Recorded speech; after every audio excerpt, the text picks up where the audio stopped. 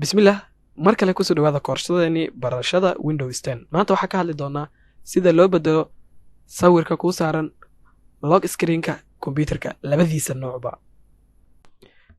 waxa aan ka hadlayo waa sawirka halkan saaran iyo midka kale ee saaran halkan lock screen-ka sawirkaas saaran waa soo aragnay sida password loo bedelo sidoo kale sida loo bedelo magaca hadda waxaan isla arki doonaa sida sawirka halkan inoo saaran loo bedelo iyo kan background-ka guud sida loo bedelo iyo waliba waxaan baran doonaa qaab kale oo aad u bedeli karto password-ka user-kaaga ugu horeyn waxaan imaan doonaa marka aan bedelayo sawirka guud background-ka sawirka marka aan bedelayo waxaan imaan doonaa settings ama personalize sidoo kale settings waa ka soo gali kartaa labada meel aad ka soo gali kartaa waa ku tusi doonaa personalize ugu horeyn imaan doonta right click inta dhahdo marka personalize imaato waxa imaan doontaa halkan ay ku qoran tahay lock screen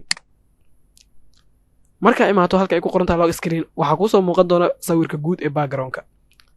halkan waxa ku qoran taariikhda halkan okay waxa imaan doontaa halkan ay ku qoran tahay window spotlight adiga wax kale ay kugu qoran tahay xataa daaqadaas ayaa furi doontaa kadib picture ayaa dooran doontaa waxa rabtaa ilaa inaad bedeshid sawirka okay sawirada halkan kugu jira midka doonto waa soo saaran kartaa kan oo kale ama kan sidoo kale kan waa sawiro oo window isaga uu wato Windows 10ka hadaa doonto sawir aan intaanba ahayn oo yacni teleefankaaga ama computerkaaga aan kugu jira ayaa browse soo dhihi kartaa halkan adigoo taabanaya kadib waxaad dooran doontaa halka ay ku qoran tahay meesha adi sawirkaaga uu ku yaalo hadaa u baahanahay sawir halkan yaalo kale waa dooran kartaa sawirka ayaa dooranaysaa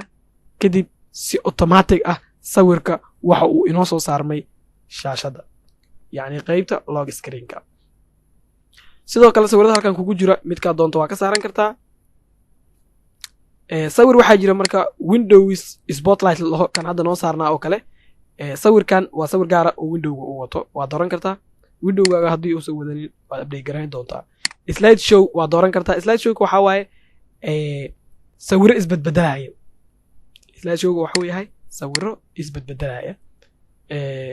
adiga soo dooran kara marka ada folder leedahay sawira soo dooranay marka sawiro marka soo doorataan had sawiro badan oo soo doortay iguma jiraan sawira soo dooranaysa sawiradaas ayaa isbedbedelaya ana hadda waxaan ku daysan doonaa Windows Spotlight-kayga ama sawir caadi ah ayaan saaran doonaa kan oo kale okay waxaan rajaynayaa in aad loo fahmay okay waxaan imaan doonaa marka sida loo bedelo sawir yani may intaan u gudbin taas waxaan idin tusi doonaa qaab kale oo settings-ka u imaan kartid qaybta sawirka laga bedelo halkan imo kadib settings imo marka imaato settings waxaa imaan doontaa halkaas personalization sidii si lamid ah lock screen ayaa dooran doontaa waa kana marka qaybta ayaa ku soo baxaysa okay waxaan rajaynayaa in aad loo fahmay okay sawirka qaybta marka profile-ka ah qaabka loo bedelo waxaa imaan doonaa haddii aan ku celiyo halkan start menu kadib waxaan dooran doonaa halkan markaan click ku siiyo waxaan taaban doonaa change account settings markii aan taabto change account settings waa kan sida kuu muuqato sawirka profile-ka waxaan dooran doonaa browse for one yacni sawir soo dooro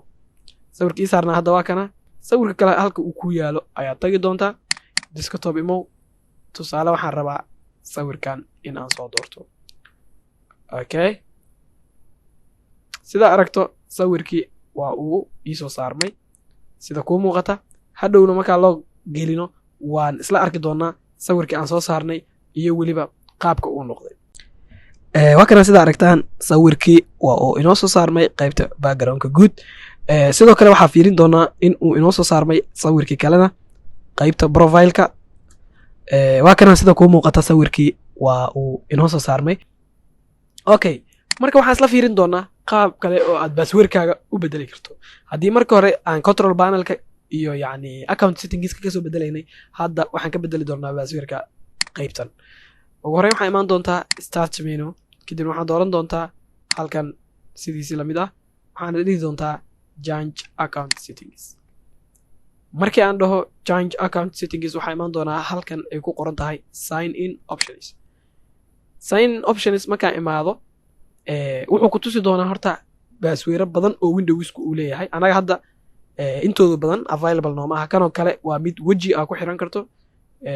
kombiyuutarada qaar waa ay leeyihiin. sidoo kale kan waa fingerprint aa ku xiran karto laptopkaaga ama kombiyuutarkaaga. face unlogan ma aha sida midka yacni telefoonka oo kale, waa mid ka duwan oo Windowsku uu leeyahay. Windows hello bean waa bean caadiya oo aa ku xiran karto. security key waa mid yacni flash oo kale ah, flasha ku yacni xiranaysa kadib flashkaas markaa geliso si automatic ayuu u furmi doonaa kombiyuutarkaaga ama laptopkaaga. Password waa midka hadda inoogu xiran ee aan bedeli doono. Picture passwordna waa mid kale oo asna sawirkaaga ama sawir aad doonto aad password ahaan u adeegsan karto adigoo isticmaalaya calaamadayn meelo gaar ah ka calaamadayso. Okay, hadda passwordkeena ayaa bedeli doonaa. hadda wuu inoo sameysay, hadduusan kuu samaysnayn sameyso ayuu ku dhihi doonaa. hadda waxaan leenahay change password. halkan waxaa gelin doonaa current password ama passwordkii hore. markaan geliyo passwordka hore markaan geliyo next ayaan dhihi doonaa. next kadib passwordka cusub ayaan dooran doonaa. okay, passwordka cusub ayaan dooran doonaa. okay, mar kale ayaan gelin doonaa passwordka cusub. then halkan password hinti ayaan ku qoran doonaa. ani badan waxaan u adeegsadaa password hintiga inaan kusoo xusuusto passwordkii aan samaystay. okay, kadib waxaad dhihi doontaa next. okay, wuxuu ku leeyahay next time you sign in markaad soo geli doontid kombiyuutarkaaga markaa xigta waxaa isticmaashaa passwordkaaga cusub. kadib waxaan leeyahay finish changing your password. si automatiga passwordkayga wuu u bedelay. sidoo kale waxaad yani update ku samayn kartaa security questionskaaga oo cashirka hore aan kusoo aragnay. security questions oo yani su-aalaha oo muqdisho maa ku dhalatay, halkee ku dhalatay, iskuulka u horeeya wax kasoo baratay, yani si hadhow passwordkaaga markaa forget dhehaysid su-aalahaas yani ayagana waa update garaysan kartaa su-aalahaas. waxaan rajeynaya in aad loo fahmay su-aalaha halkan ayagana ka update garayn kartaa. waa kana su-aalaha meesha shalay